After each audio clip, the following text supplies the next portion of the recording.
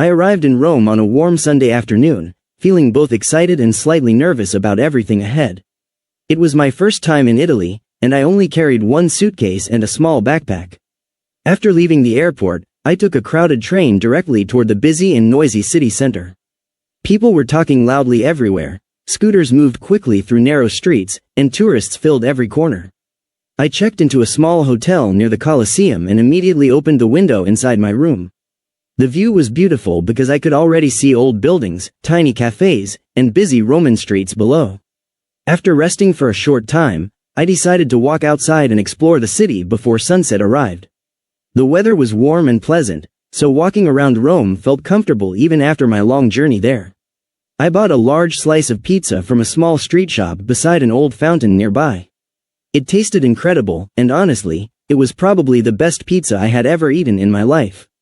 While eating slowly, I walked closer toward the Colosseum and watched hundreds of tourists taking photographs outside. The building looked much larger and more impressive than it had seemed before in pictures or videos online.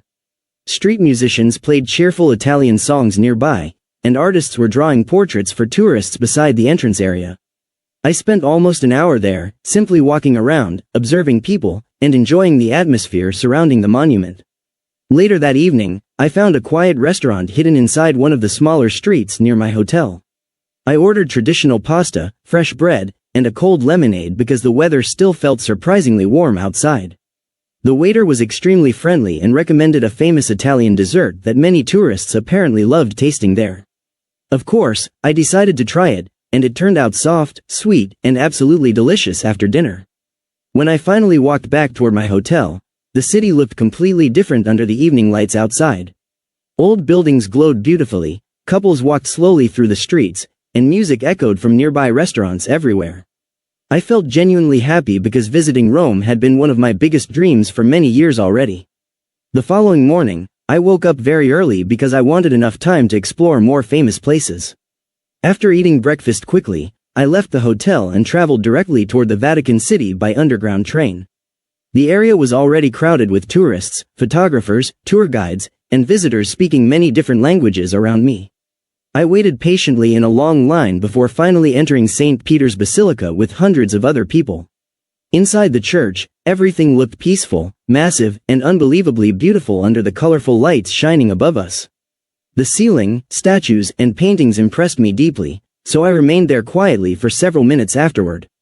Later, I visited the Vatican museums and slowly walked through long halls filled with famous historical artworks inside. Sometimes the crowd became frustrating because moving comfortably through certain rooms was almost impossible during busy visiting hours. Still, I enjoyed everything because the history, art, and atmosphere made the experience unforgettable for me personally there. By early afternoon, I started feeling tired again, so I searched for a quiet cafe near the river. I ordered coffee and a sandwich before sitting near the window and watching people pass outside peacefully afterward.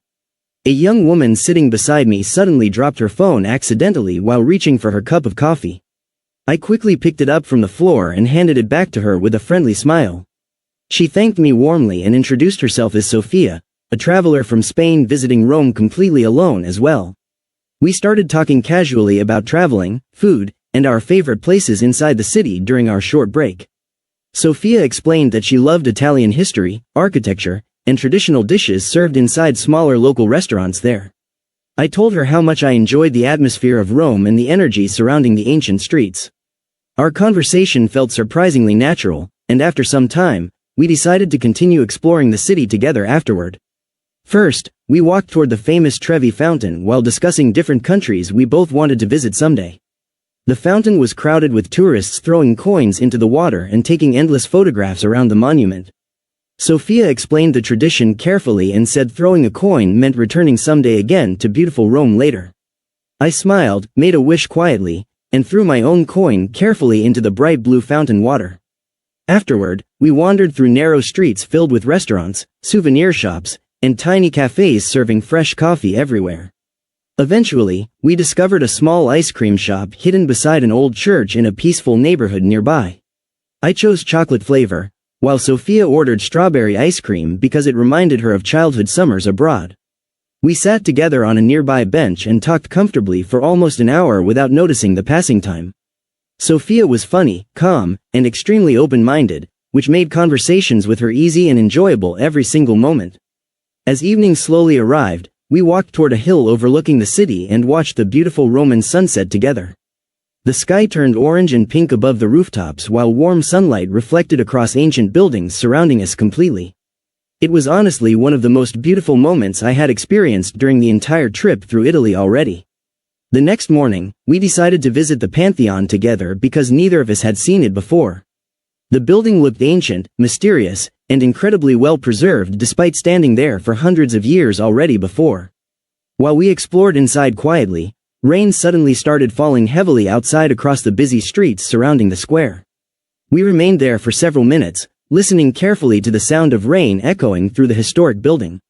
Later, we escaped into another nearby cafe where we ordered hot coffee and shared one large piece of cake. Sofia showed me photographs from previous trips she had taken across Europe during earlier holidays with close friends. I listened carefully while she described different cities, cultures, and interesting experiences from her adventures abroad during recent years. Eventually, she asked questions about my own life, work, hobbies, and daily routine back home in Hungary afterward. I realized that speaking with her felt comfortable because she listened carefully and seemed genuinely interested in my answers. That evening, we ate dinner together inside a traditional Italian restaurant filled with music and cheerful local families nearby.